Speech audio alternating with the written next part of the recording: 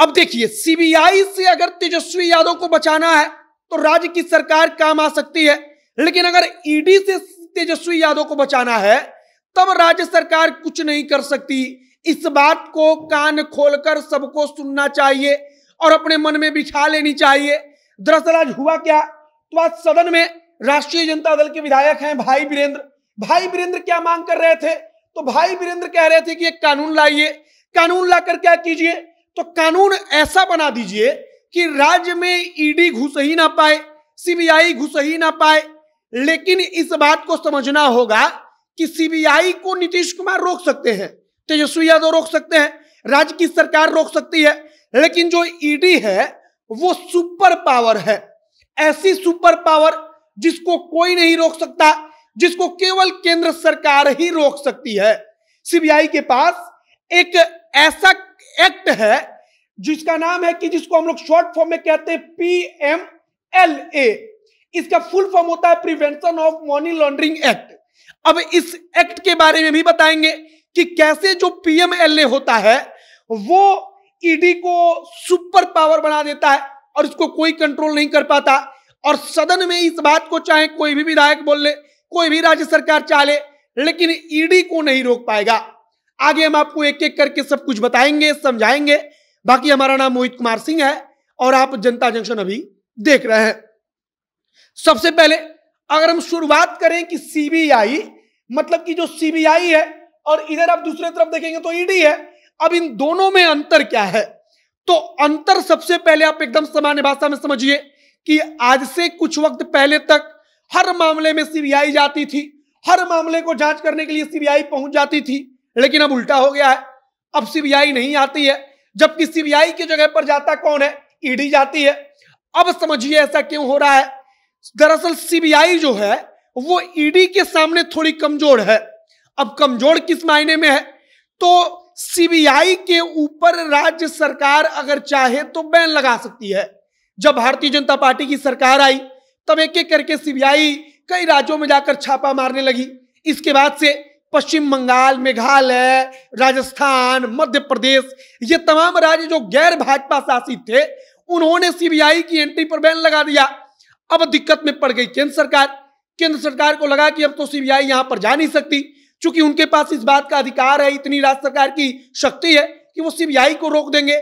लेकिन तभी सरकार के दिमाग में आया कि ईडी नाम की एक संस्था है जिसको आप कह लीजिए कि वो सर्वशक्तिमान है। इस मामले में सर्वशक्तिमान इसलिए क्योंकि उसको चाहे आप कुछ भी कर लीजिए लेकिन राज्य की सरकार नहीं रोक पाएगी। अब ऐसा क्यों होता है, तो सबसे पहले आप इस बात को समझिए कि ईडी के पास जो शक्ति है, इस शक्ति को सुप्रीम कोर्ट भी ठीक मानता है।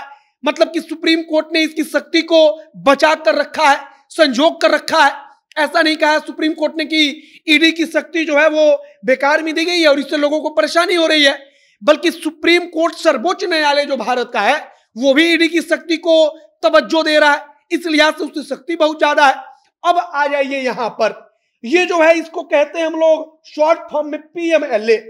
अब PMLA क्या करता है, तो PMLA एक कानून है जिसका पूरा नाम है prevention of money laundering act. अब ये आया कब था, तो ये एक्ट 2002 में आया था, लेकिन 2005 में इस पर अमल किया गया। मतलब कि 2002 में एक्ट लाया गया, 2005 से ये एक्ट जो है प्रभावी हो गया। अब 2005 में कांग्रेस की सरकार थी, कांग्रेस की सरकार रहते जो prevention of money laundering act है वो प्रभावी हुआ।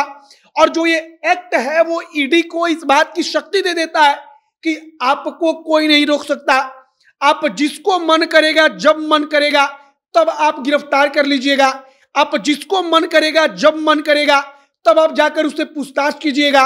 यह इस बात की भी शक्ति देता है कि अगर मान लीजिए ईडी आकर हमको कहती है कि हम तुमको गिरफ्तार करेंगे, तुम इस मामले में दोषी हो, तो ईडी का यह काम नहीं है कि ईडी हमारे लिए सबूत ला कर देगी कि हम निर्दोष हैं, बल्कि अगर हम अपने आप को निर्दोष साबित नहीं कर पाए तब हमको सजा मिल जाएगी। मतलब कि ईडी सर्वशक्तिमान हो गई। अब आज सदन में क्या हुआ, तो बिहार विधानसभा में जो राजद के विधायक हैं भाई वीरेंद्र खड़े होकर कहते हैं कि कानून बनाइए जिससे केंद्रीय एजेंसियों को रोका जाए।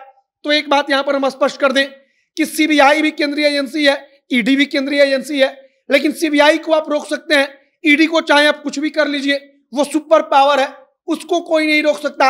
वो जब चाहेगी तब आएगी। और इसीलिए जब ममता बनर्जी ने पश्चिम बंगाल में सीबीआई की एंट्री पर रोक लगा दी, सीबीआई को बैन कर दिया, तब हुआ क्या? तो वहां पर ईडी पहुंचने लगी।